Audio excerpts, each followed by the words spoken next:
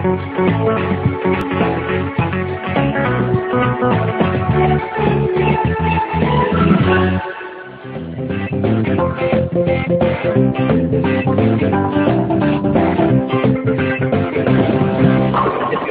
nandito po tayo ngayon sa kahabaan ng Grand Canyon Station and Boulevard.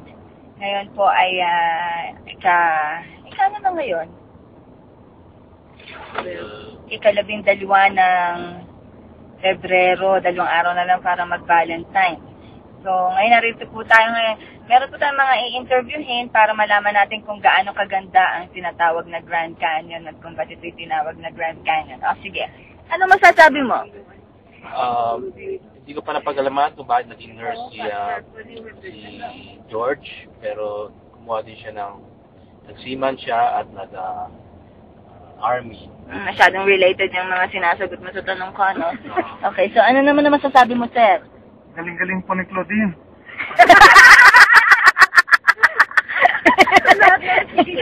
At ano naman na nasabi mo, ma'am? Nalilito ako, wala akong masabi. Okay, may malilituhin pala dito.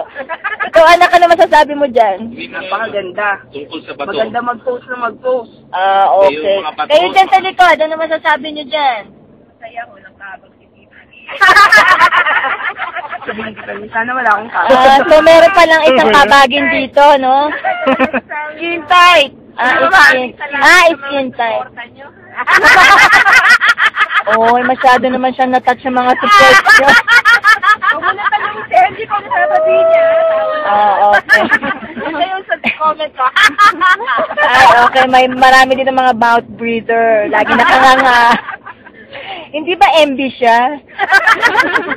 Hindi sa MJ. Okay, so ngayon, ano masasabi ninyo sa tinatawag na Grand Canyon?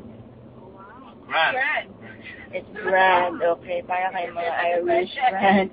Sir, anong masasabi mo sa Grand Canyon, sir? Blockbuster po.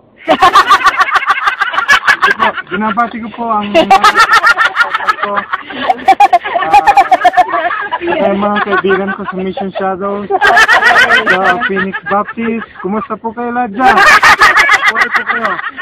Okay, meron ba bang mga babati dyan? Wala na po. Babayan. Buhay po Okay. kayong lahat. Bakit? Sila ba yung mga naghihingalo? Okay, so maraming mga gustong bumate, pero bago yan, sige, babalik tayo after this.